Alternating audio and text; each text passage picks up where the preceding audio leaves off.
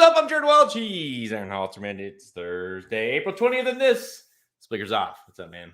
What's up, everybody? Man, this is going to be a hell of a show. I cannot wait for the show today. It's been a big day on the channel. We've already had a bunch going on. This is going to be a good one. We're talking Derby. I can't believe we've got this show and one more, and then the Derby pod will be coming up. So it's crazy.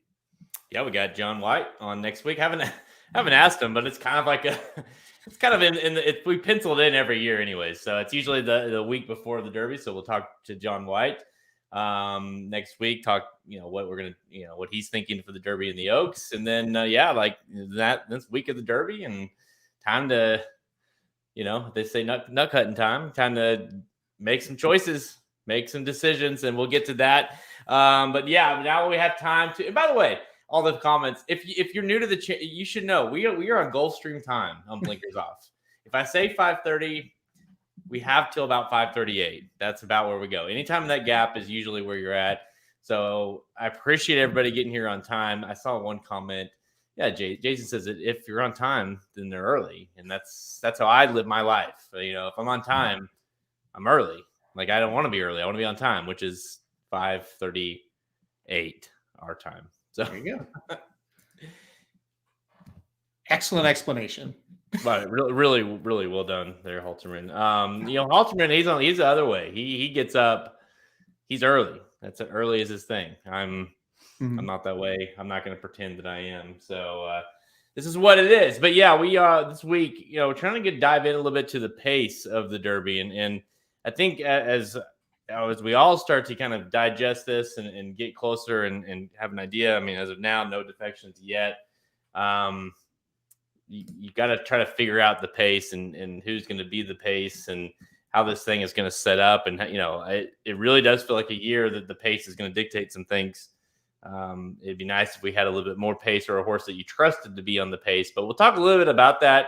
Maybe it's some of the horses on the bubble that could sneak in here that could have an impact. As we sit here, Halterman, how much are you weighing the pace as far as your pick goes? I think it's going to be a pretty big factor. And I think obviously when they draw, it's going to be even more of a factor. This is a situation that if you had that, quote unquote, elite speed horse, it's probably going to be lights out for the rest of them. You just don't see a ton of pace lined up for this one.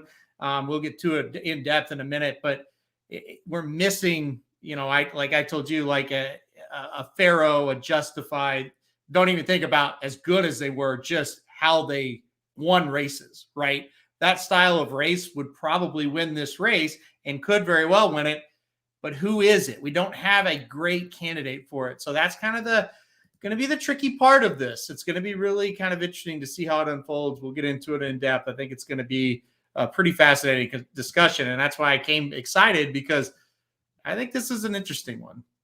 We won't waste much time getting into that. A couple housekeeping things. One, seen a couple questions. We actually aren't going to the Derby. It's the first time in several years that we were not going to be at the Derby.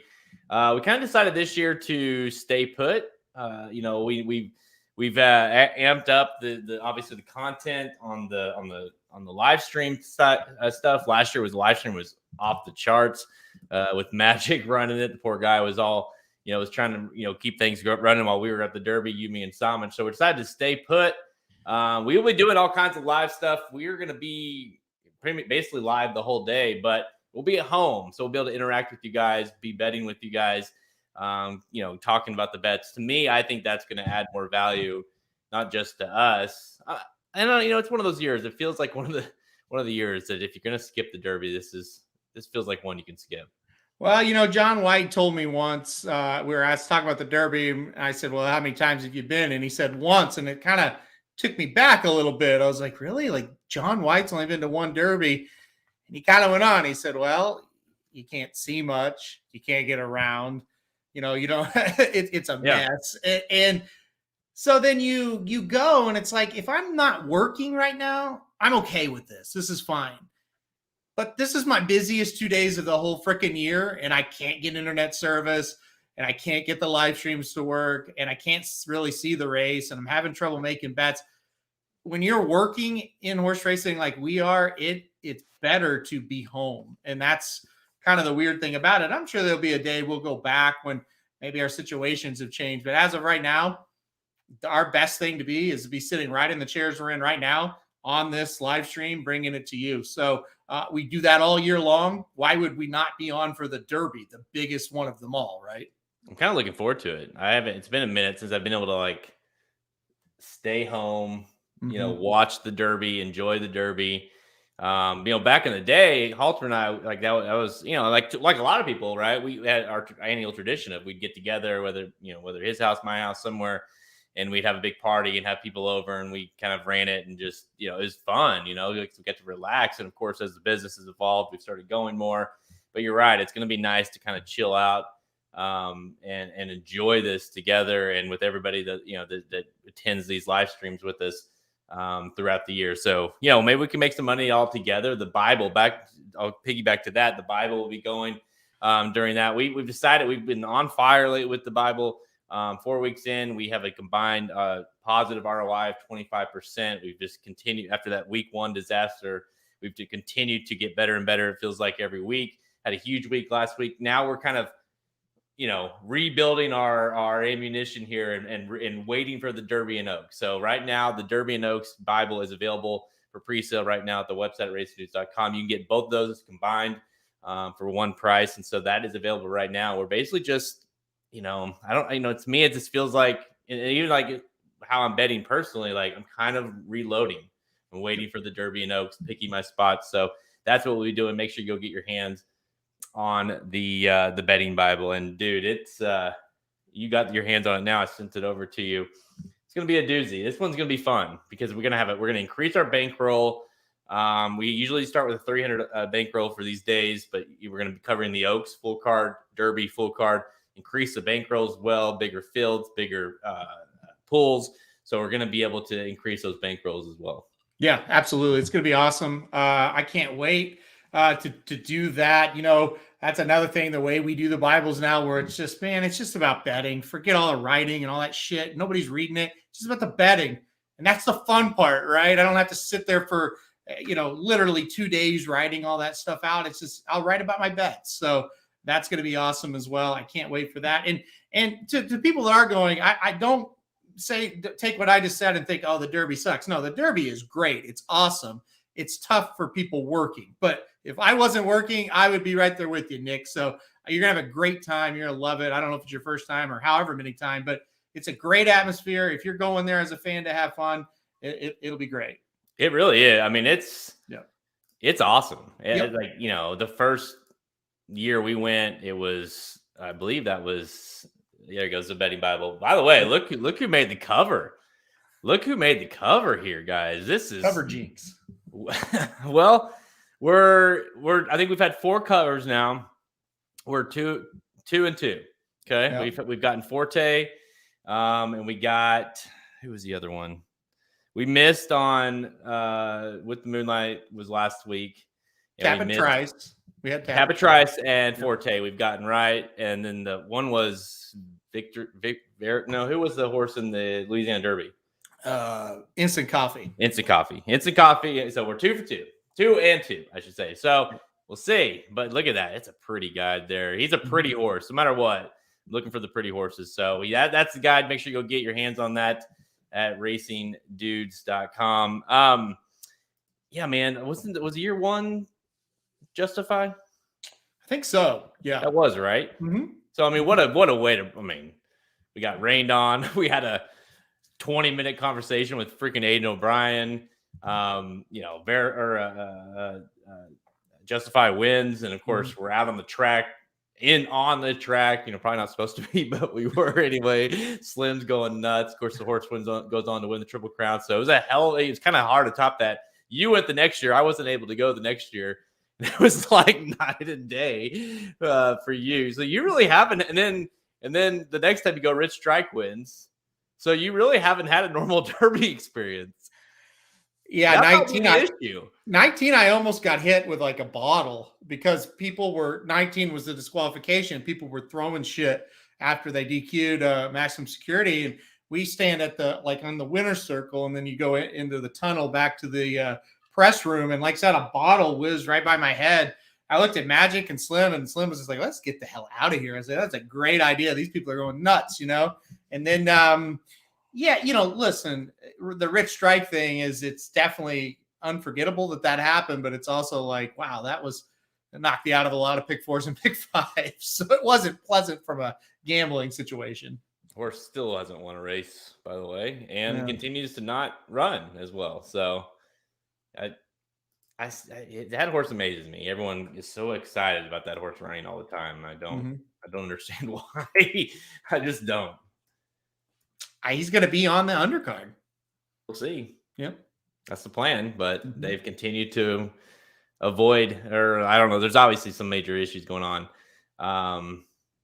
But either way. Anyways, all right. Let's get to today's show. Big show. We're going to talk Kentucky Derby pace. We're going to take a closer look at the pace for the 2023 Kentucky Derby and discuss what bubble horses could make an impact if they make the gate. Then we're going to give some rapid fire selections for the stakes action this weekend at Keeneland, Oaklawn Park, and Sansian Park, including the $1 million Oaklawn Handicap. Let's go. Got the old Bathhouse Row Stakes. I'm sorry, the main event of the weekend. Big Preakness Prep, also known as the worst stakes name in racing history, also known as the Boulevard of Broken Dreams for Derby horses this year. Yep, all true. Bathhouse Row Stakes is a strange one, no doubt. And yes, before the comments come in, I know what it is. I've been to Hot Springs 100 million times. We're fully aware. And I don't dislike Bathhouse Row. It's neat. It's not a name for a stakes. That's all we're saying. Yeah, and one of the comments was like, you guys obviously never been there. It's really cool. It's like, great. Are we just calling races about things we like? Right. I mean, like, come on. And obviously, we've never been to Hot Springs, right? Yeah. No. Yeah. Good Lord. Anyway, let's do this. All right, let's do this. Less than 3 weeks out for the Kentucky Derby, and the race is starting to take shape. Of course, we've got 26 possible contenders. 20 will make the gate, 6 on the bubble. We're starting to kind of look through these closer, trying to figure out how the pace is going to set up. We saw last year the pace full meltdown, which obviously helped set the stage for the huge upset with Rich Strike. This year, it definitely doesn't seem like on paper you're going to have that situation. It might be looking a little bit like the Medina Spirit year, where you're trying to find the horse that can possibly go gate to wire. But as you go through this, I think you've got to start breaking these down and figuring out, obviously, gate and post positions, that's going to factor into this. But as of now, you've got to kind of figure out which horse is going to do what. And the problem I'm having is there's several in here where you're like, I think this horse will do this. I think this horse can do this. But you really don't know because you haven't been able to really trust these horses a whole awful lot this prep season. The biggest thing is there's just a complete lack of speed. So I went through the 20 horses that are in the gate as of right now, plus the next 6 that are waiting to get in. Yeah. So these are the only horses that I considered putting as speed horses. Okay. The Japanese sensation, if you want to call him that, Derma Sotogake, he has speed. All right. I don't think that's debatable. King's Barnes did go gate to wire in a prep. You got to say he has speed. It was a very slow pace, but he has it. Verifying. He has speed, but he's kind of shown his best trip is to sit off. Reincarnate. Kind of has speed, kind of a donkey too. So those are the 4 that are in the body of the field right now. To me, whoever draws inside Derma or King's Barnes, whoever draws the inside post between those 2 is probably going to be the leader. And is probably not going to set a very fast pace. Well, I think you're all like I'm saying, I think you have an issue with with Derma, where I think his best race is on the lead. I think we've seen kind of showed that maybe that's his best, but he obviously has come off of it. But he was slow out of the gate in the Saudi Derby. And of course, he tracked and he didn't run all. He didn't run terrible, but he didn't run like he did in UAE. And in the UAE, they really got him out of the gate and he got him going early.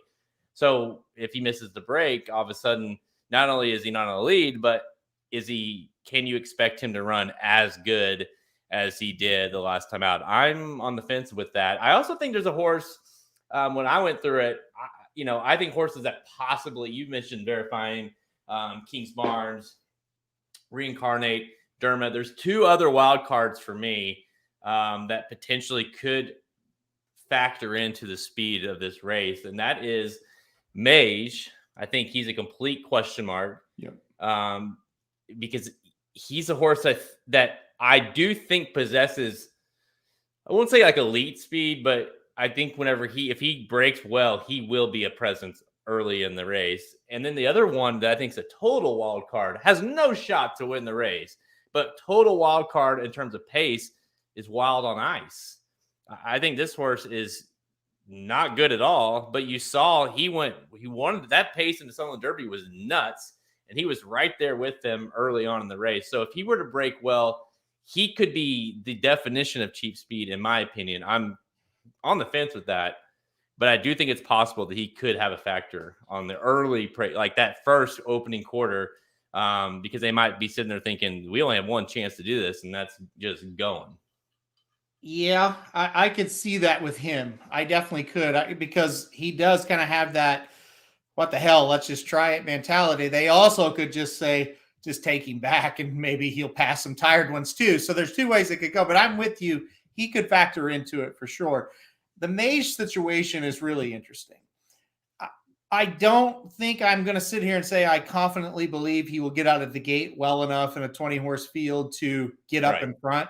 But if he does, he can. So I can't say that you're wrong, but he can. So I think that's going to be very interesting to see what happens.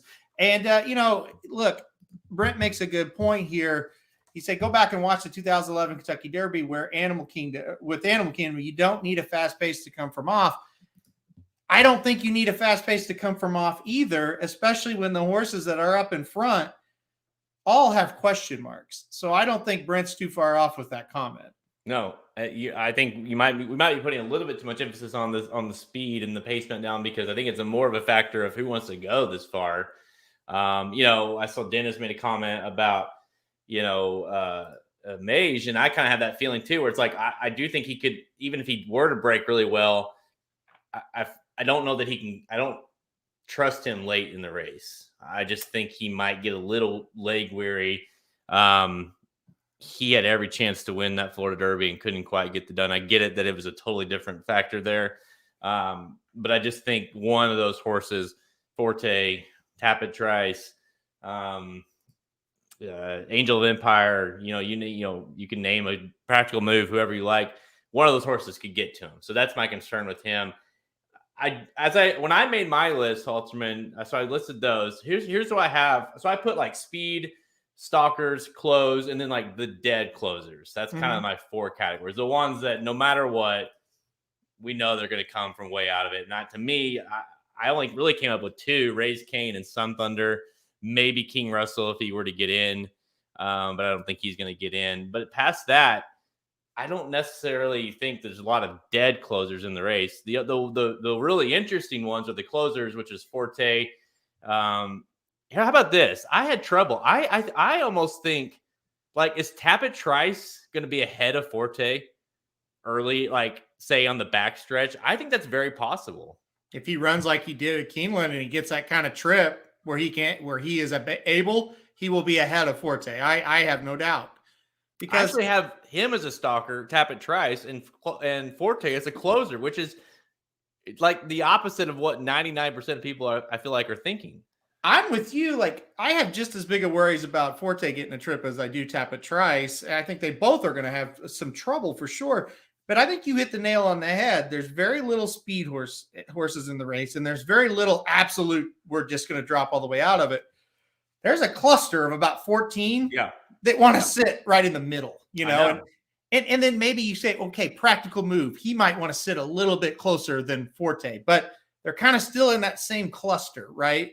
So I think the winner of this race is going to be the horse of that cluster of 14 that can position himself a little bit better than all the rest of them, right? In that cluster and get that first kind of move or run. I think that's who's going to win the race. Yeah. I don't trust the speed horses enough. Wouldn't be shocked if one goes gate to wire and gets brave, because I do think, this pace is going to be a little bit weak. And if Kings Barnes is the real deal or Derma, maybe they can do it. But I just feel like they're going to still falter a little bit. And that first group, who's ever positioned themselves best out of, say, 5 through 16, whoever gets the best trip out of that group is probably going to win this thing. And I'll even piggyback from that and say not only get the best position, but the ones that will truly want to go this far. Because I do think there's a few in here in that group that we mentioned that I really like. Practical Move is one of those that I just have concerns about. Will he be able to make that same? Will he be able to go a mile and a quarter the way he's been winning those races? I have questions with that. But, in my group there, you've got Practical Move, you got Tap It Trice, you got Two Fills, Lord Miles, Rocket Can, Hit Show, Confidence Game, Continuar. And then if you want to put Forte, Angel of Empire, Blazing Sevens, Disarm, all in there, which I think you can, because I really do think it could be another thing, Halterman, where it's like, is it less about which ones are the stalkers and closers and which one is it that kind of got a shitty trip or didn't break well, and maybe all of a sudden they're further back than they really wanted to be, but that's where they're at. This is why I think Nick's comment it couldn't be any better. It's spot on. The Derby draw is always vital. It seems way more magnified this year because of what we're talking about, because the draw will unfold and some horses will have a tougher time overcoming what we're talking about, right? And that's why I keep saying, hey, I like Tap It Trice right now. He's my number 1 ranked horse. If he draws the 3-hole, the 4-hole, the 1, the 6, out. I'm not playing him on top. Forget it, because he's going to have a lot to navigate. But if he draws a little bit outside and, like Silver Charm says, hey, more than likely Tap It Trice will be wide because of his grinding style. I don't really care if he's wide. I don't want him getting stopped. If he's wide and he never has to hit the brakes, other than maybe to get that position, right? But I'm talking about on the turn in the stretch. If he's wide and he never has to hit the brakes, I'll take it. That's fine, right? That going in with him, that's what he's going to have to do. He's not going to weave in and out of horses. So I think that's the trip that would be desired for him. When I kind of look at this initially, the horses that I'm most interested in based off of how I think this is going to set up, and this is obviously initially, is Tap It Trice, Two Fills, because I just don't know quite yet what he is. Maybe Hit Show, Forte, and definitely Angel of Empire. That's it. Those are the ones I'm most interested in right here. I think Angel of Empire and Forte and Tap It Trice are extremely interesting. Angel of Empire to me keeps growing. I think he's very similar to Tap It Trice in a way of, if he can just kind of not get stopped and is in a decent position, he's shown that, he's got a lot of run late. And if the race kind of sets up well. And then I'm also like, have I been too hard on Forte? Maybe should I circle back to Forte? Maybe is it one of those like, now I'm going to play against him. And now it's like, well, maybe it does set up perfectly for him. And he's the one that just is the best of the rest. Kind of at the same juncture as you. He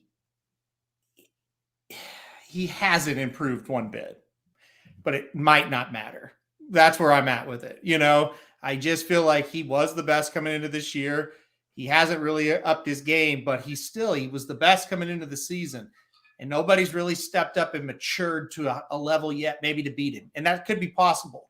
And where he draws and the projected trip that he gets, so let's just pretend Angel of Empire and Tap It Trice are better than him right now, right? But if he gets a better trip than them, they're not going to be able to overcome it and beat him, I'm afraid, Yeah. So again, that's where it comes in. But yeah, I'm not totally throwing Forte out. I've watched Angel of Empire's races back 100 times, and he just keeps growing on me. I think he is a candidate to be kind of in that front end of that mid pack. And I really kind of liked how he had a nice little slingshot move on the turn in the Arkansas Derby. And, I think that's the type of move that I'm trying to describe that's going to win this race. Slingshot around the turn, get to the front, and hope to have enough to finish him off. I think that's what he's going to try to do. I think he makes sense. I am not sold that he's fast enough, but I am sold that he's going to get a trip that's going to be very desirable in the Derby. Yeah, and you can also wonder. I mean, Two Fields is kind of the one where you're like, well, maybe but like Angel of Empire hasn't beaten a whole lot. Those races are fairly weak. I mean, the Arkansas Derby was visually very impressive. The Risen Star was impressive, but he was also 13-1. This is a horse that's defied expectations from the Brad Cox barn. That kind of gives you, I wouldn't say worry, but it's not like, this horse just continues to get better. You love the fact that Pratt is staying aboard this horse instead of going to King's Barn. So that's a good sign.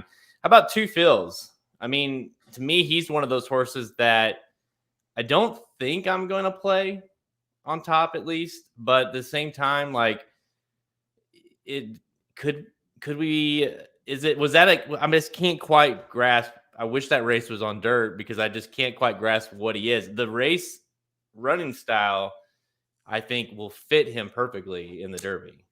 You just wish you would have saw a little bit more from him in his dirt races. They weren't bad, right? But they weren't, he's going to win the Derby good. And so that's the worry. But yeah, he has the running style. He's going to probably sit a pretty good trip. He's kind of I'm going to play him underneath type horse at a decent price. Look at this. See? On ice, but still close enough. Snatches souls on. There you go. He might snatch some souls on the front end early on, but I don't know if he's going to snatch any late. Might get swallowed up when they hit the turn. But okay, so Tapit Tries to me is just if he can get the trip, he breaks from the gate. They're on the backside. He's in like the front half of the race, top 10, somewhere in there. I just not quite sure if assuming, and like you said, I'm with you. Like, just get him outside, get him outside of horses and just let him start that motor and just see how far he'll take you. I just have a hard time thinking he's going to, like, a horse can outrun him late if he kind of gets that going early on. I feel like you're right. I will be very disappointed if he gets that trip that we're kind of talking about. It doesn't at least give you the thrill of a lifetime. Maybe he gets beat. But all you could ask for him if he turns for home with that chance and he makes the move and he's up there with a shot at it, And I think I get anybody that says, I don't think he's going to be there. I get it. There's evidence to suggest he's not, right? But there's also evidence to suggest he's got a shot. And he did go pretty wide in the bluegrass, both turns. And he was able to run down Verifying. And whatever you think of Verifying, he ran a pretty good race that day. You take, Tapit Trice out of the race, Verifying would have won the bluegrass by multiple lengths. So they ran pretty good. And I think that says something. And I really love that he was able to make a middle move in that bluegrass because I can vision he's going to have to do that in this race.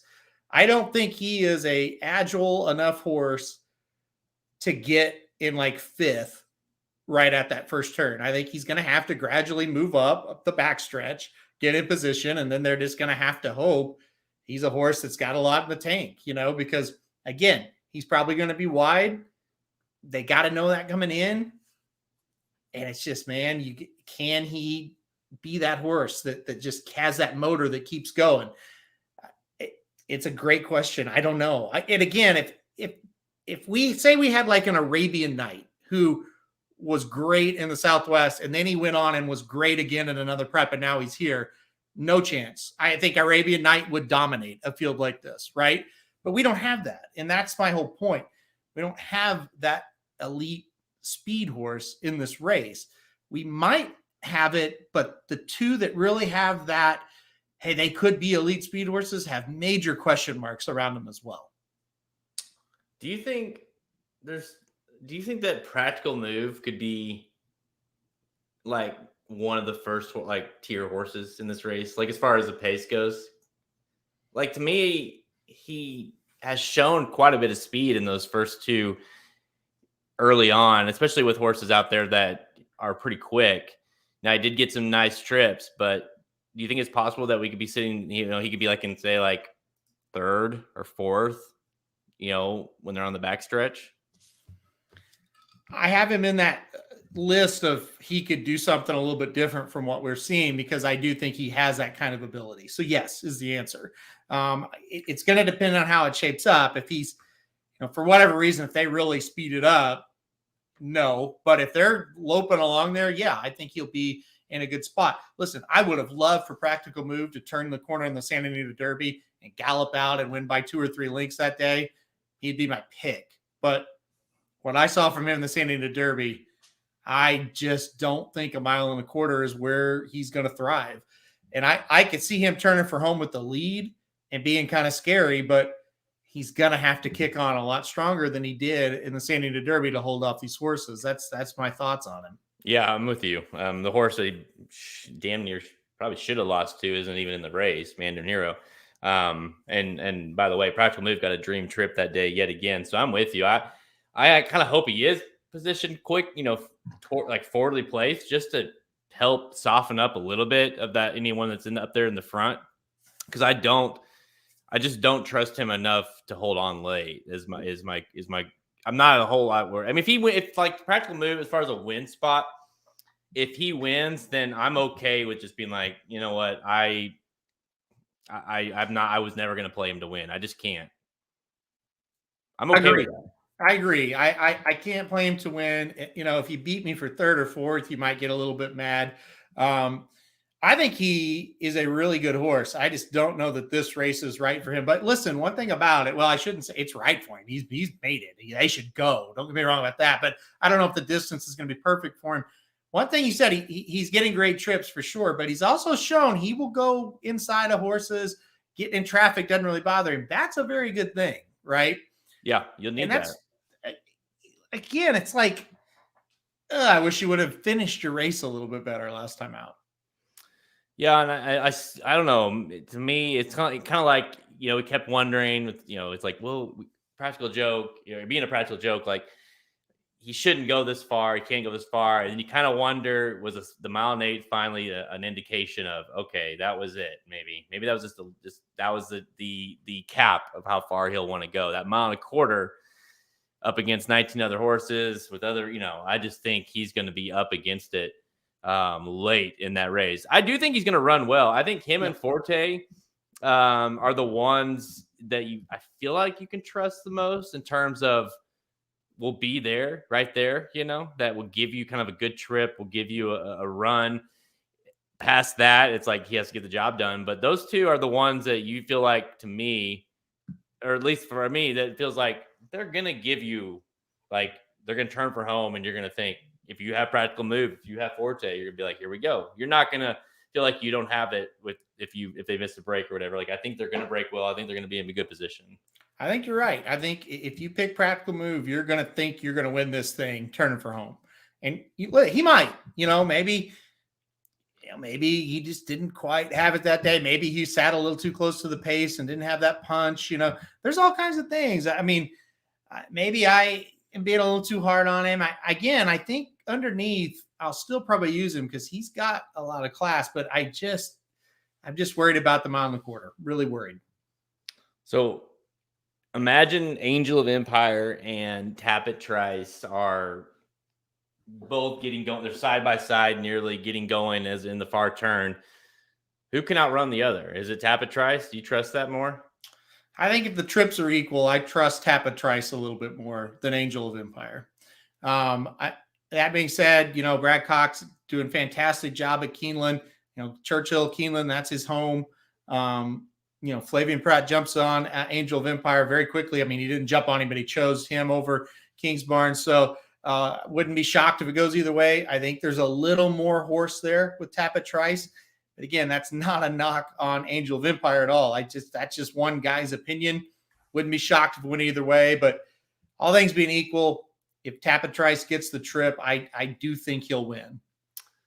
If Tapit Trice has to run down, if somehow, like, that's the thing, like, I say if he's to run down Forte, but it's very real possibility that Forte's behind him. You could also see a scenario where on the backstretch, Tapit Trice is ahead of Forte. Forte passes him in the turn, and here comes Tapit Trice still. Like, he might be that lumbering horse that's coming late. But so, like, can he, he got past Verifying. He got past, Classic Car Wash, but it's like, can run down a horse that's like really solid on the front end that, towards the end of this race? That's the question. We just don't know. Well, I wish we knew the answer. I don't think he's going to let anybody from behind him pass him. But if somebody gets the jump on him, he may be in trouble, if that makes sense, right? So say he's in 8th when he makes his move, or 5th or whatever. I don't think anybody 6 through 20 will pass him. Mm-hmm. But let's say Forte gets through, or Angel of Empire gets through better than him, or has a little bit better trip than him, and they're ahead of him. Those will be the ones that he's going to have trouble running down, in my opinion. I think it's one of those three: Angel of Empire, Forte, or Tapit Trice, or it's somebody that's just got on the lead and just decided, hey, I'm for real, and I'm taking him gate to wire. I think that's your two likeliest scenarios.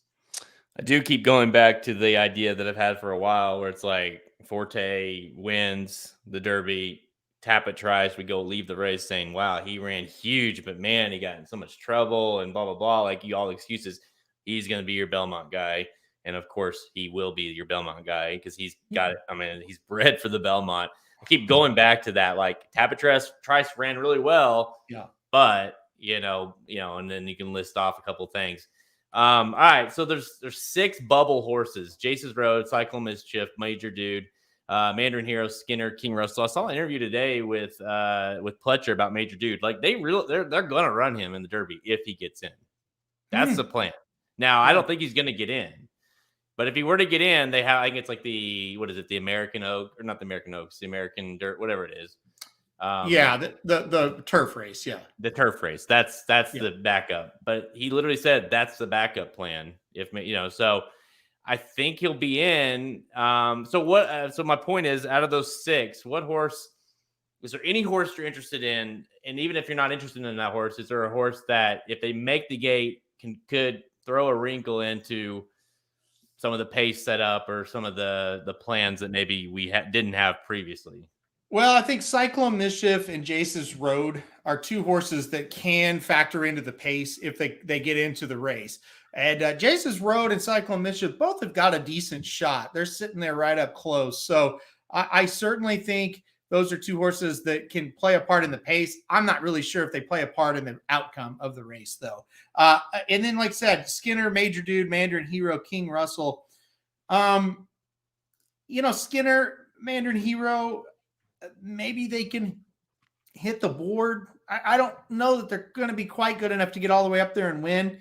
Maybe they can hit the board in this situation, but I think I like Skinner, Mandarin Hero better than some of the horses that are in the field currently, but I still don't know that they're going to make an impact to the point of they're actually going to take it home, But yeah, Cyclone and Jace could definitely get up there and make this a little bit faster.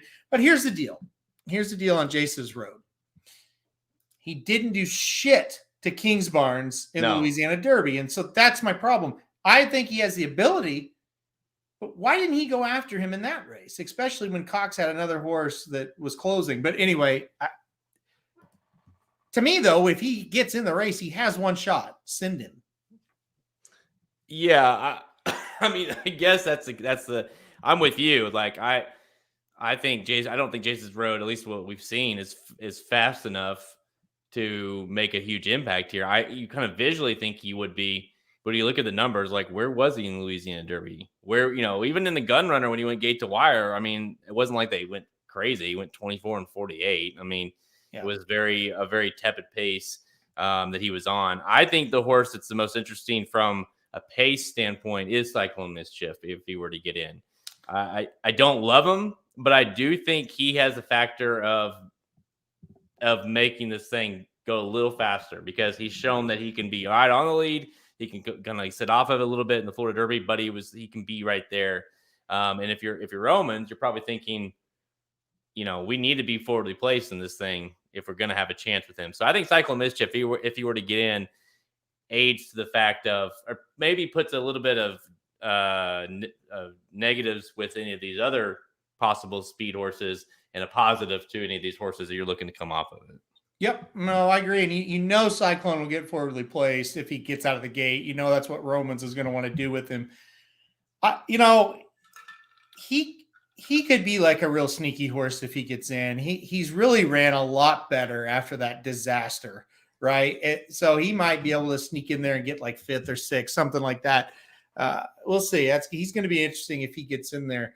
I wanted to ask you, because you brought up the Belmont. Are we done with Derby pretty much overall? I think at this point, I think we can, yeah. Okay. Because our buddy Douglas sent an email to me it's been a while ago, saying, wouldn't it be a cool bet if I could bet all 3 of the Triple Crown winners? Like if I got odds on, here's the Derby winner, here's the Preakness winner, here's the Belmont winner, right? What odds will you give me on that, basically, right? Mm-hmm. He asked in like February, and I was like, it's too early. But now I think you could do it. If you had to pick the Derby, Preakness, and Belmont winner right now, who would it be? Who would they be, I should say? Well, okay. So if you remember, I think it's been like 2 months ago or so. I told you I had like a crystal ball. Yeah. I said I knew who was going to win it. And I told you Forte and I told you Tapit Trice. Those were in each leg. I'm going to stick with that. Obviously, I don't think Cave Rock's going to win the Preakness. I think that's what I said. Yeah. Crystal ball is not always right. First Mission. So give me Forte, First Mission, Tapit Trice. The Derby is the hardest one. Yeah, I agree. I think Tapit Trice is pristine for the Belmont. The Belmont will have a slower pace. He'll get a better spot than he's ever had. He's a grinding, lumbering horse that's not going to stop. But if he wins the Derby, that's the issue. That's the problem. That's the issue, because you and I talked about this on the way home from the Bluegrass. Yeah. If he wins the Derby, I mean, they're going to the Preakness, right? I mean, you have to. At least you don't have to, Rich Strike, but you most of the time you do. Yep. Fletcher, 1, is terrible in the Preakness, and 2, it ruins your chances. Like, are they going to? If he loses the Preakness, obviously he wins the Preakness, they're going to the Belmont. But if he loses the Preakness, which is not his race, by the way, if you out of the 3 legs, that's the most negative race for Tapit Trice. If he loses, are they really going to reel him back in 3 weeks for the Belmont, and that's his best race? I mean, maybe, but doubtful. Well, and what conditions is he going to be in if that's his 3rd race, even if they would do it, Yeah. What would yours be? Tapit Trice for the Belmont. It seems like it's just the perfect situation. So I would put him in the Belmont. I'm with you. Pending the Derby results, I think First Mission, a fresh First Mission, is going to be tough in the Preakness. But if the Derby winner goes out and smokes this field, whoever it is, who knows? But my problem is, if I'm going Tapit Trice here, and then I'm going First Mission in the Preakness, the likelihood of Tapit Trice winning the Derby, losing the Preakness, and then going to the Belmont isn't very big. So I'm all messed up because I don't want to say Forte. So I'll go Tapit Trice, First Mission, Tapit Trice. Nowhere, man. I don't know what you're really talking about. We didn't say he skipped the Preakness. We didn't even talk about Donegal, but yeah, Mo Donegal did skip the Preakness. And I do think, since you brought it up so elegantly, I do think that Tapit Trice is a lot like Mo Donegal in a sense. It could be a lot like Mo Donegal in a sense where it's like, because you watched the Mo Donegal's trip, ran really well in the Derby, just, way too far out of it, had traffic, was way wide, blah, blah, blah. then he came back, ran awesome in the Belmont. I think you could see that you could argue the exact same situation for Tappet Trice, but well, what is he even talking about? I have no idea.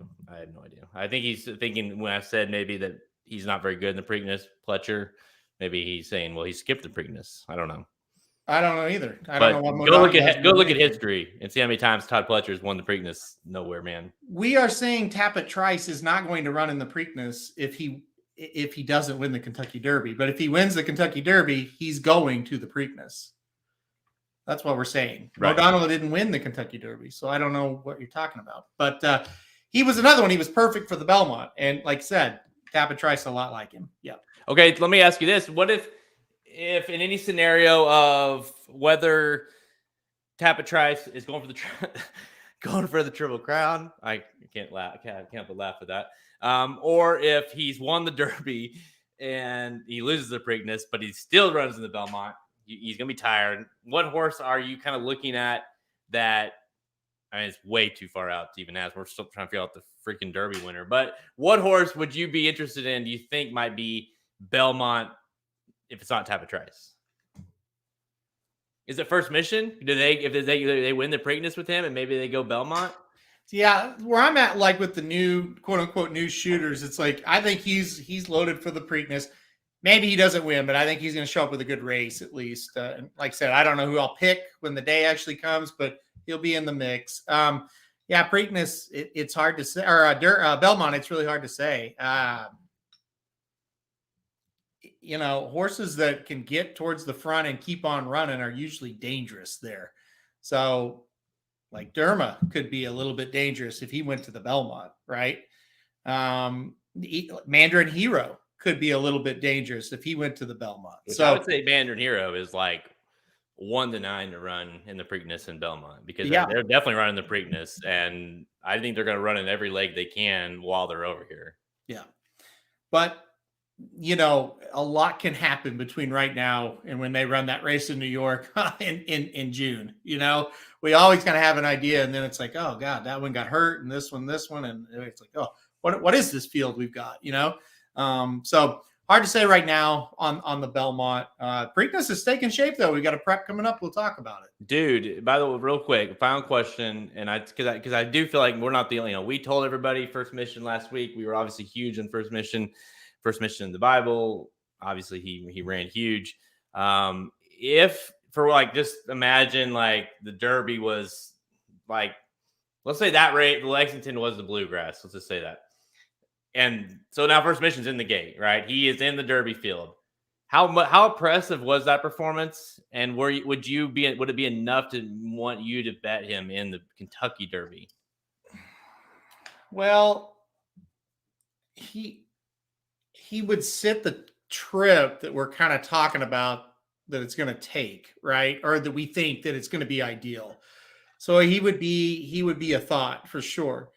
His problem would be he's very light on experience, but he's getting better, And the thing about it is, it's sad with him because, like, say he would have like ran in a maiden, broke his maiden, then had a small prep, and then that was the Bluegrass, and you had another race in there, right? Just one more, you'd feel a lot better about it. He's still a bit lightly raced, but listen, he fits in very well with these horses. He should get better the longer they go.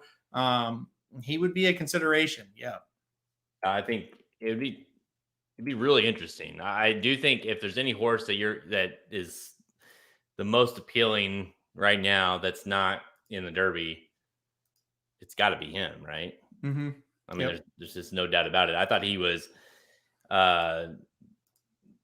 really good. I think Arabian Lion ran, and we want to talk about that race here quickly. I think Arabian Lion was better than most expected. I don't necessarily believe that he quit. I think this horse just ran huge to run him down.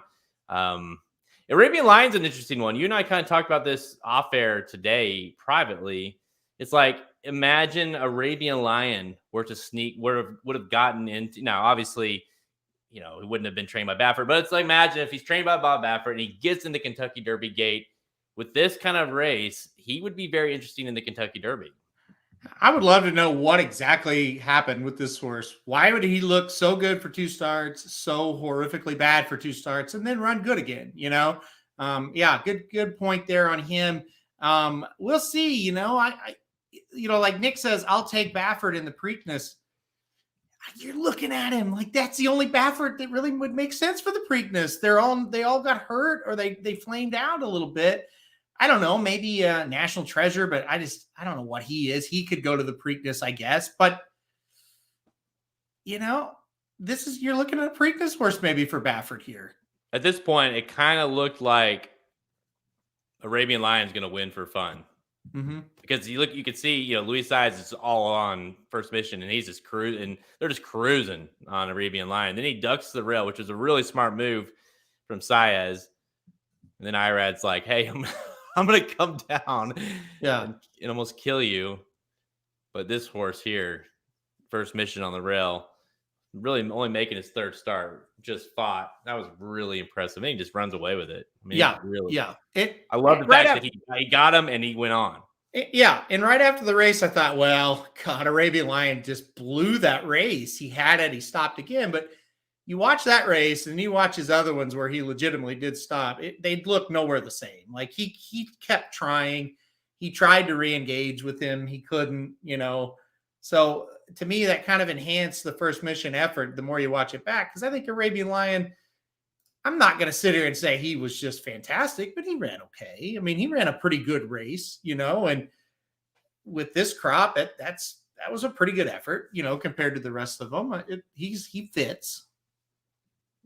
Everyone we all want to see Cave Rock, but it's just not going to happen. No. This horse just continues to miss works and continues to, there's obviously major issues with the horse. And I think at this point, Baffert's thinking we might as well just wait with him. So his last workout was on April 2nd. Yeah, no. He's not running in the Preakness and he's not running the Belmont. I don't know where he is going to run, but it's not going to be those 2 races, unfortunately. So this is an interesting from Truth Exposed. This is a very interesting 3-leg. We didn't really go through this. Tabit Trice wins the Derby. Forte, they run him back, and he wins the Preakness. And King's Barnes, of all horses, is your Belmont horse. And Todd Pletcher wins the Triple Crown there with 3 different horses. I don't think that's going to happen, but I do think King's Barnes is an interesting Belmont horse. You think about it. Can get on the lead, has seeming like he can run all day. Can also slow down the pace on the front end. Yeah. Yep. I agree. He's an interesting one. I think that's a good point for the Belmont. The only reason I don't like it is I don't think Forte will run in the Preakness if he gets beat. Yeah, that's where I was at too. Like if he gets beat in the Derby, I'd be surprised if they ran, especially to Tapit Trice, right? If Tapit Trice wins the Derby, are they really going to run the stablemate against him? You know what I mean? Like I just think that would be unlikely. Mm-hmm. I don't know. I do like your first and third legs. I think those are very sneaky plays.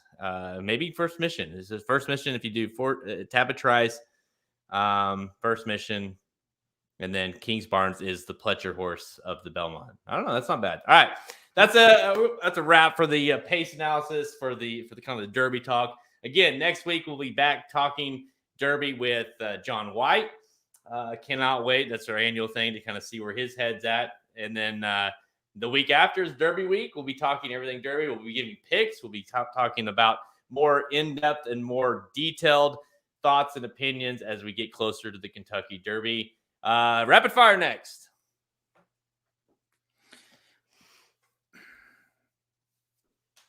Yeah, that's maybe I'm just a hater. I'm not on the Skinner bandwagon. I don't get it with that horse. He seems like the quintessential, if he got longer, this horse is going to be really good horse. And it doesn't matter. I just don't think he's good enough. Maybe I'm wrong. I hate that he can't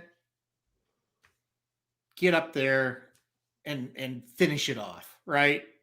Like, to me, I thought when he turned for corner in the San Antonio Derby, I thought, okay, now we may see something. He looked really good. and he just kind of stopped. Yeah. Nick, it's gonna be interesting. It's gonna be an interesting show next week because most years, the three of us, meaning me, John, and Halterman, all tend to be, even if we're not all on the exact same horse, we have similar thoughts about those horses. And I gotta tell you, I'm not gonna let him talk me into practical moves. So that'll be interesting listening to that and see how how we have it to handle that. It'll be interesting. He will definitely try to persuade us. He'll have some good opinions, I'm sure. But yeah, I'm with you. And sometimes you look silly, and sometimes you look good when you go against him. So we'll see which one it is. Well, I was trying to go against him in the Sanity Derby, and Go Rocket Ride screwed that up. So that'd been fun, I think, because I didn't think he would have had a shot. All right, let's do it. We're in some rapid fire. We're gonna go to Keeneland, we're gonna go to Oaklawn, and we're going to Santa Anita for some rapid fire. And I mean rapid because these pods continue to go longer and longer as we get closer to the Derby. All right. Yep. Time for rapid fire presented by OG Handicappers. What's up, guys? Jerry Welch, RacingDudes.com. Have you ever cashed a huge bet and thought, man, I wish I had a t-shirt to commemorate this victory? Now you do. That's right. Maybe you cashed in on a mutter. His father was a mutter. His father was a mutter. His mother was a mutter. His mother was a mutter. What did I just say? Look at that. A mutter. You got that. This is the apparel you've been waiting for. It's finally here. OG Handicappers. That's OGHandicappers.com. This is the face of horse racing apparel. It's not only horse racing. They've got golf. They've got lifestyle, casinos, cigars, betting. You name it. It features all your favorite. Look at that. So you cashed in on the front runner. Horse that went gate to wire. You know what? I need a t-shirt for this. Boom. You've got it. OG Handicappers. OG Handicappers has a vibe for everyone, and they even now have a ladies apparel. I'm thinking about getting some ladies apparel for the Tinder girls. Just bring them over. Here's a shirt for you. All right, OGHandicappers.com. Look at this. You got the exact. Maybe you cash in on a huge exacta. You know what? I need one. Or maybe you're the favorite of the family. Grade 1 bread. That's it. That's what you need. Follow them on IG, Facebook, and Twitter. Go to their store at OGHandicappers.com. Get yours today. Use promo code DUDES, DUDES, at checkout for a 10% discount. That's OGHandicappers.com. Go get it.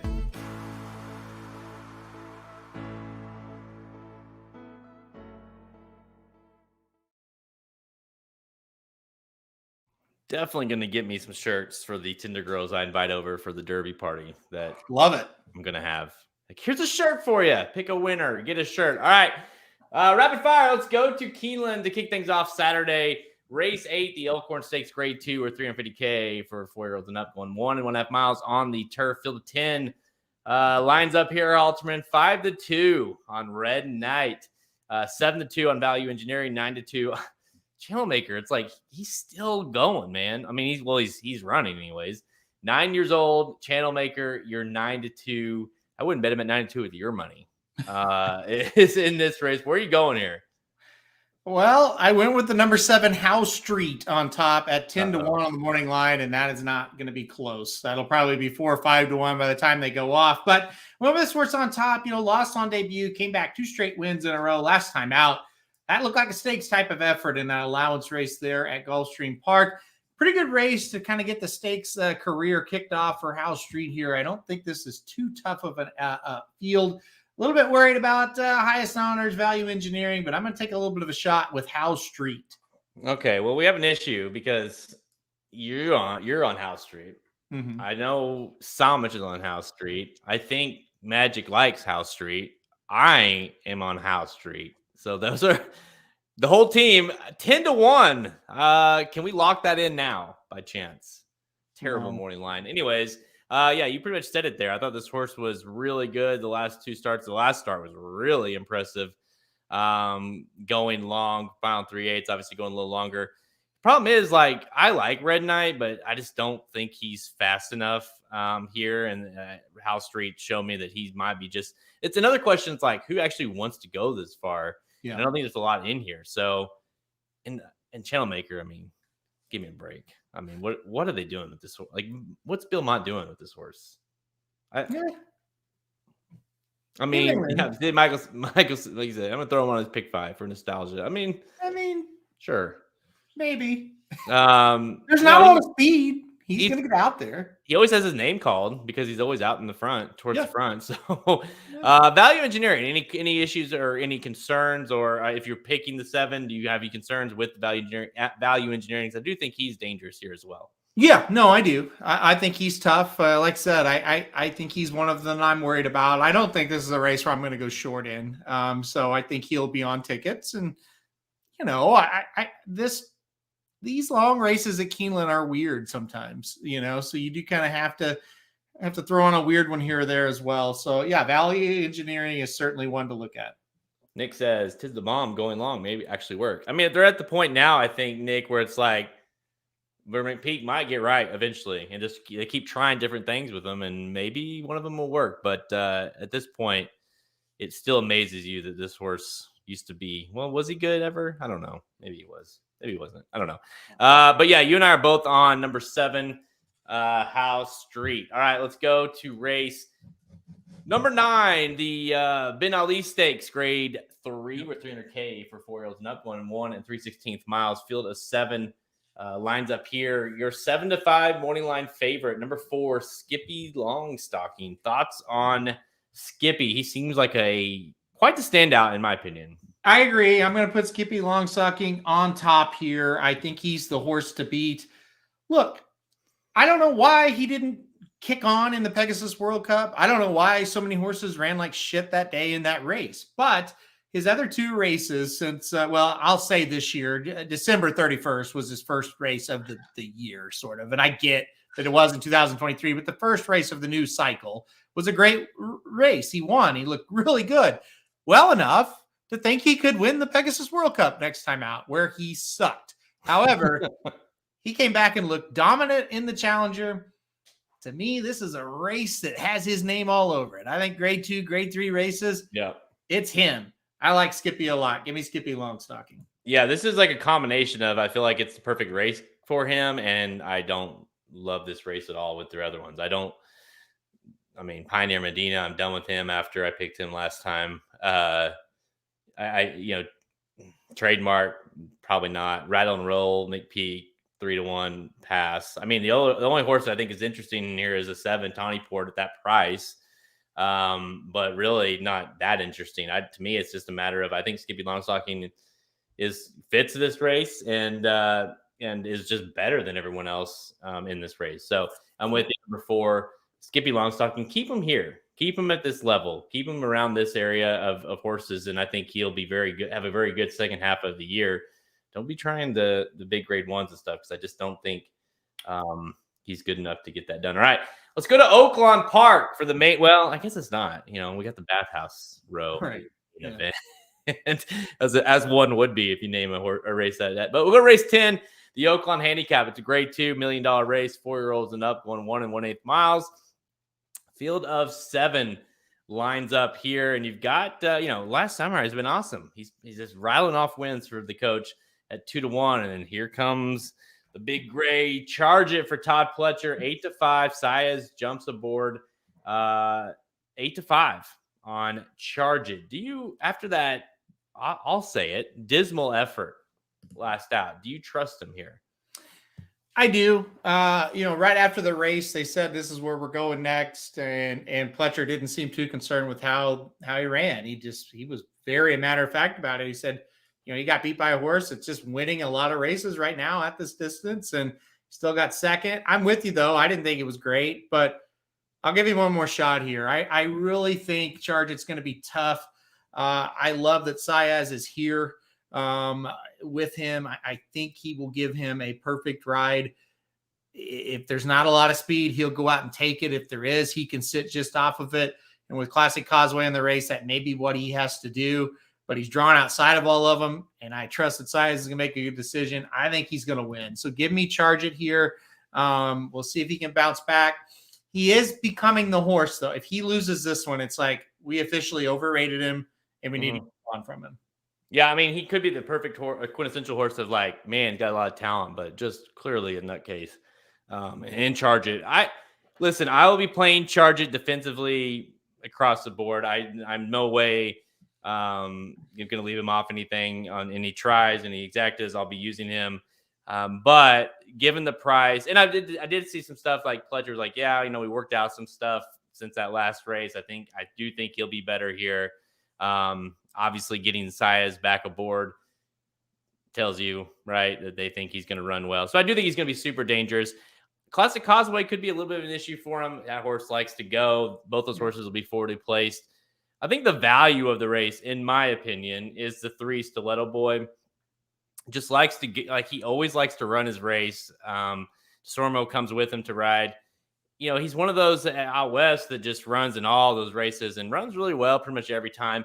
Interesting about this horse is he actually used to run at Oaklawn for Doug Anderson a long time ago. And so he actually knows the track. He's won at the track. He's ran well at the track. He's run at this distance. So to me, if it's not charged, if he doesn't show up, if he kind of falters, I like Stiletto Boy more than Proxy, which I think is, obviously half the price there on the morning line. So give me Stiletto Boy, but obviously charge it. Do you think any of these horses are, I think it's Charger, right? It's got to be the only one that's possible as being like, because this older division is awful.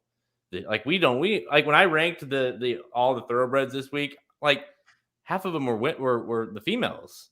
Like you're running out of horses to rank when it comes to the older ones. You don't know who to rank. Is the question, do you think any of these horses, if they win, that they're like the top older horse? Well, just in the ballpark, like, because you still have Defunded, which we'll talk about him in a second. He didn't come out, which is a little surprising to me. I thought he might run out here for Baffert. You got Defunded, Rich Strike, obviously, but I'm not even going to include that. Who am I missing? Endorsed, I guess. Nobody. Elite Power, but he's a sprinter. Cody's Wish. Yeah. I do think, what's his name, that the Brad Cox horse, West Willpower, is interesting. Yeah, West Willpower and Art Collector. Yeah. But still, it's not Taba, Nick. Okay, I don't know where Taba is. Why is it not Last Samurai if he wins? That's a good point. It could be. It would be. How would it not be? He just rattled off 3 in a row at Oaklawn. Yeah, and he beat Charge It. So yeah. There's nobody there. So if Last Samurai is your number one horse, it's bad, but there's nobody left. Like this, we need the 3-year-olds to be good this year because this older bunch is not. And the flip side of that, if a horse like Charge It does decide he's going to be the beast that everybody thinks he is, he could run away with it, right? But a race like this is a good first step. You got to go win a race like this if you're going to be that kind of horse. What's funny is Last Samurai won this race last year. He's the horse that beat Fearless last year in this race. That was with Dal Stewart. And then went to D. Wayne, and this horse was awful. I mean, 7th in Stephen Foster. Couldn't win at Ellis. Was awful in the Charlestown Classic. Couldn't win the Fayette. Wasn't good in the Clark. The Tinsel, he started to be good. The Pegasus, he was mediocre. And then he just lit it up these last couple. So, I don't know. I mean, you would have to put him there, but would you trust him after the race? I think not.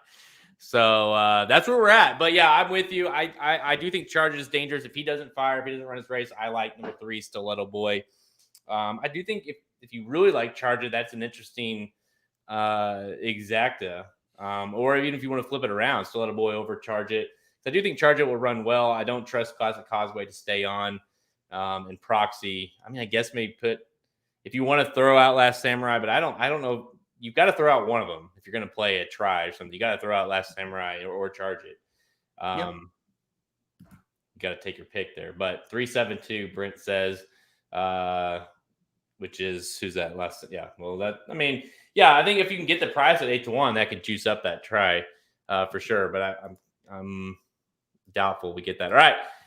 Let's go to the main event of the day at Oaklawn. Race 11, the Bathhouse Row Stakes. $200,000 for 3-year-olds. Going a mile and 8th. It's the worst name ever. Field of 9 lines up here of horses that couldn't or weren't good enough to make the Kentucky Derby or the Preps, but here they are. Red Route 1, your 2-1 morning line favorite. Speaking of horses not good enough, 3-1 on Victory Formation. Your 6-horse Tappet Shoes at 7-2. Two Eagles River at 4-1. Interlock Empire at 8-1. Okay, it really comes down to Victory Formation, in my opinion. Do you think he can get to where he was at one point? Because he was really good, but that last race was awful. He has 2 options in this race. He can win or he can be dead to me. It's up to him. The choice is up to him. It's up to him. I can't do anything about it. That choice is his. What chances are what's the higher odds?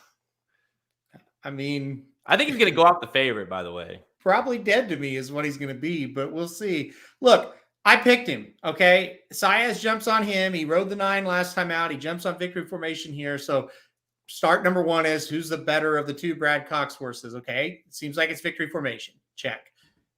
All right. I would rather bet my cat than Red Route 1, so I'm not doing that. Now I'm never doing it again. He died to me Arkansas Derby Day. So he doesn't, I don't acknowledge him anymore after that. He's a joke. Knowing full well he'll probably win, but even if he wins, he's still dead to me. So there's that. So where do I go? Okay. I don't really want to play Interlock Empire with McPeak, but I think maybe he's got a shot. I don't really think Two Eagles River really wants to go this far. He might win, but I don't think he really wants to go this far. So I'm on Victory Formation. And listen, win or you're dead to me. That's his option. We'll see what happens. Fun game that he's going to be playing. Let's all watch just to see where Halterman lands with this one. No, but all kidding aside, you look at the numbers and you throw out the Risen Star because you have to. Gosh, he's so good. He's like, okay, so first with Lasix, so he gets Lasix here for the first time. Brad Cox hits at almost 40% with first Lasix, and that's like on 99 starts. So I mean, that's a legit number. He gets Saez 46% when those two team up. Super, super good.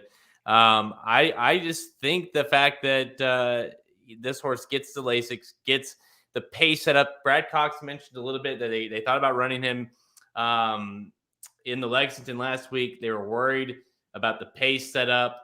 That tells me they want to have this horse go straight to the lead.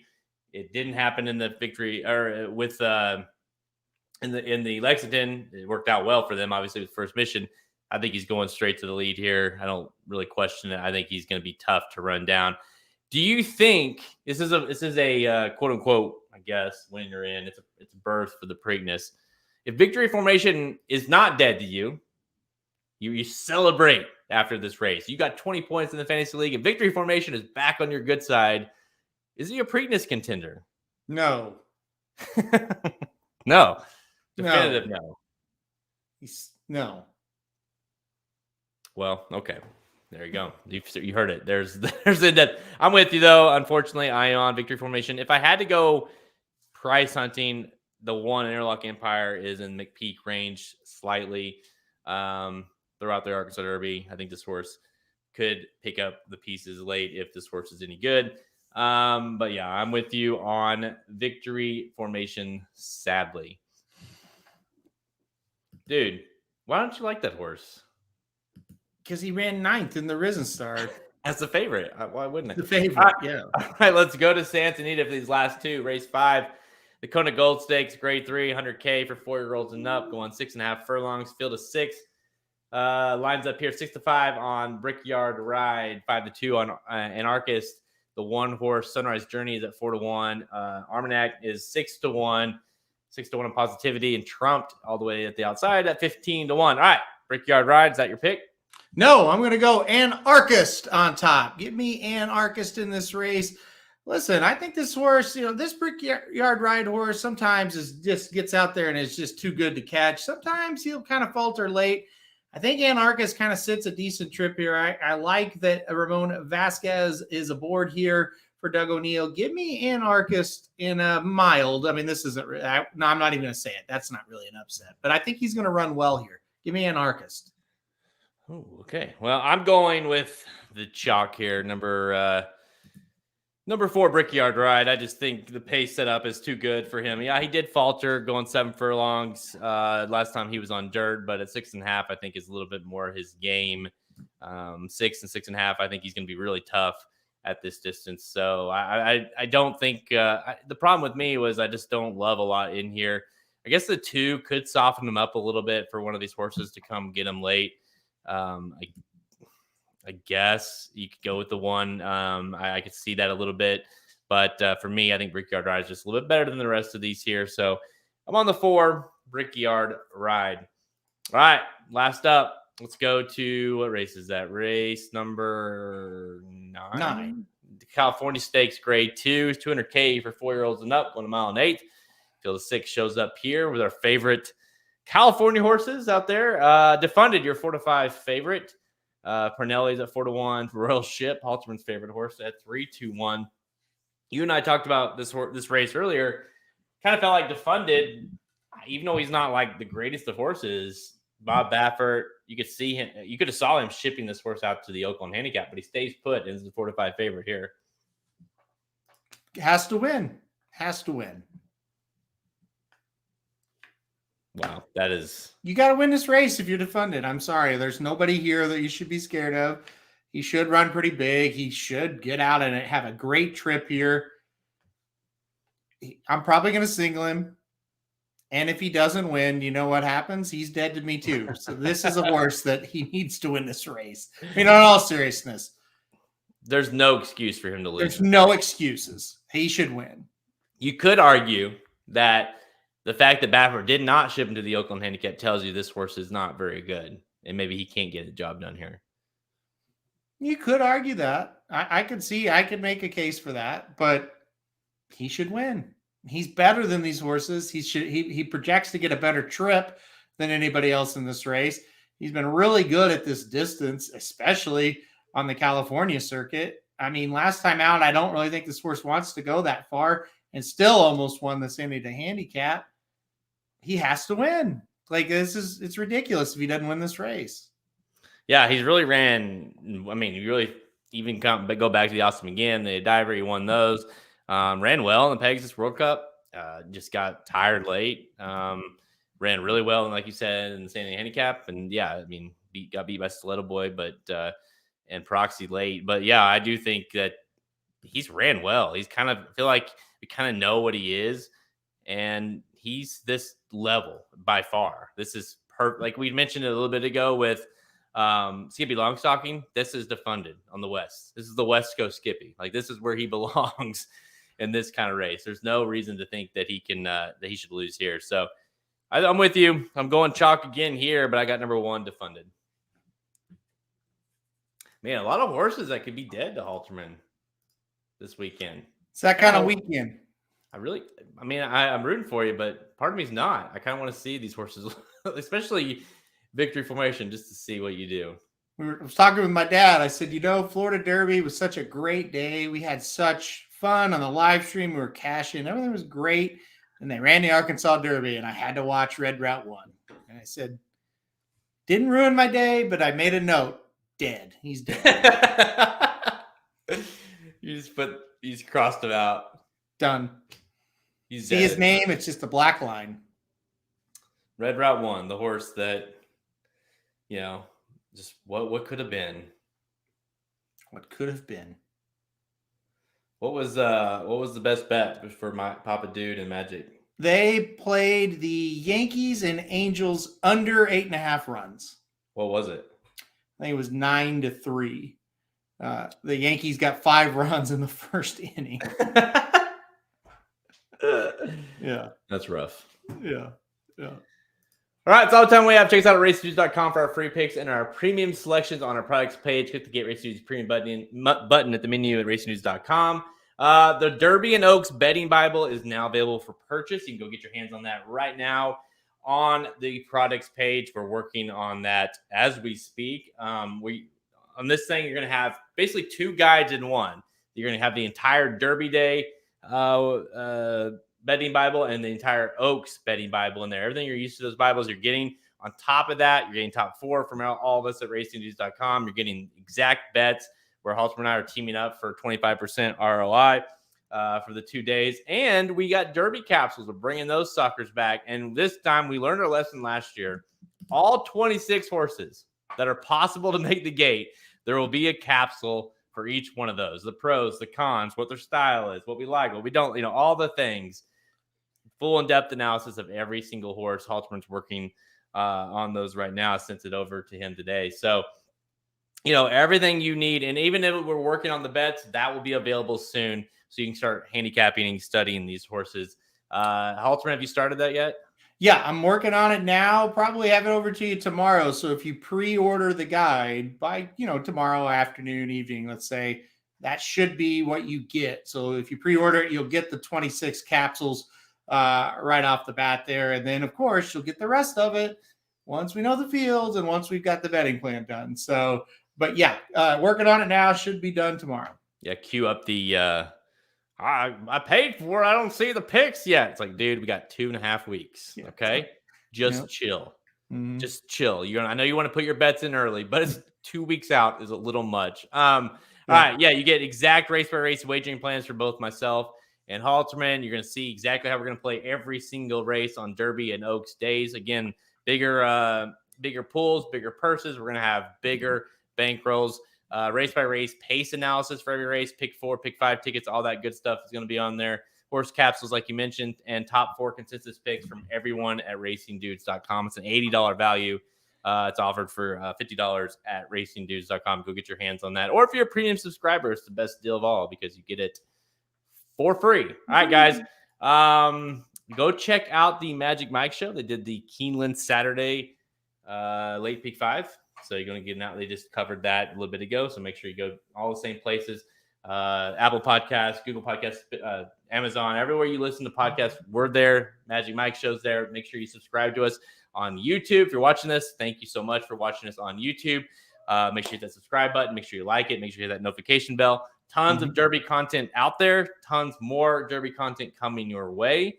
And again, we'll have a Derby live stream for Derby Day. I'd probably do Oaks as well. So Oaks and Derby Day. So tons of content coming. If there's one place you want to hang out with some dudes, we're the guys. We're the dudes, right? That's a good place. Yes. At Racing. Follow us on Twitter at Racing_Dudes, Instagram and Facebook. Whew. Final thoughts, Halterman. Check out the new and improved Rockets. That is going to be a big-time product. We love the betting Bible. I think that's the #1 product on the site. I think this is going to be #2. I've changed it up. We're doing pick 3s and trying to hammer pick 3s, much like we do in the betting Bibles. Pick 3s, doubles, and wins. We'll have all the pick 5s every day for the tracks that we do, but we also do these pick 3s. This was the first day we've added them. The pick 3s at Aqueduct showed a $300 profit. The pick 3s at Keeneland showed a $295 profit. Also, we hit the pick 5, early pick 5, I should say, at Aqueduct and at Keeneland today. If you bought the Rockets today, $420 at Aqueduct, you made $1,100. You made $1,000, a little over $1,000 if you bought it for Keeneland. Big time changes, big time improvements for that product. You can go with the Rockets on the products page at racingdudes.com. You can get them for a single day. You can subscribe for monthly. All those we got our picks on there. Again, it's just kind of taking what we do with the Bible and kind of we honed it into the Rockets. Like, why are we going to give you guys every pick 4 and every pick 5 play when we're going to hone in on the actual plays that we really like the most? Yep. It's in a nutshell, it's a little bit like getting the Bible every single day. The Rockets are available. Yeah, I mean, they're not exactly the same, but that was the idea. Make it a Bible-ish. That's an odd phrase. Make it like the betting Bible, but for multi-race plays. And so, like for today, I said in the promo, we'll try to do wins or doubles or pick 3s. And somebody emailed and said, well, there's no doubles or wins. I said, exactly. You're getting what we're betting. We're not putting it into a box. So, hey, you have to do this and you have to do this. No, you're getting exactly what we're betting. Win or lose, this is what we're doing. And so Today was the pick 3 day for us. We were very successful with those. And for tomorrow, got some more pick 3s ready to go in the docket as well. So I think you're really going to like it. I think it's a big time improvement. Again, with all of our products, we're trimming off the fat. We're getting out of this, hey, this is what this is supposed to do. And we're just structuring all around, this is what we're doing. Join us or not. Where's everything else? Well, we're telling you, this is what we're betting. You don't have to bet every race. This is what we're betting. Yeah. All right. Make sure you go to our YouTube page again. Also, we're going to have a video. We're kind of going over that in depth of how it went today. The Rockets, again, are available for tomorrow, April 21st, Friday, on the site as well. All right, guys. Thanks for tuning in. Thanks for talking Derby with us. We'll have more content coming your way in the next several days next week with John White, the next week after that with the picks. I'm Jared Welch. He's Aaron Halterman. Good luck this weekend, guys. RacingDudes.com is your home for the best free picks for every race, every track across the country. We're ramping up for the 2023 Kentucky Derby, and we want you to join us in the fun. Subscribe to Racing Dudes YouTube channel, click the notification bell so you never miss a single video. Want to make money betting horses? Bet with the Racing Dudes.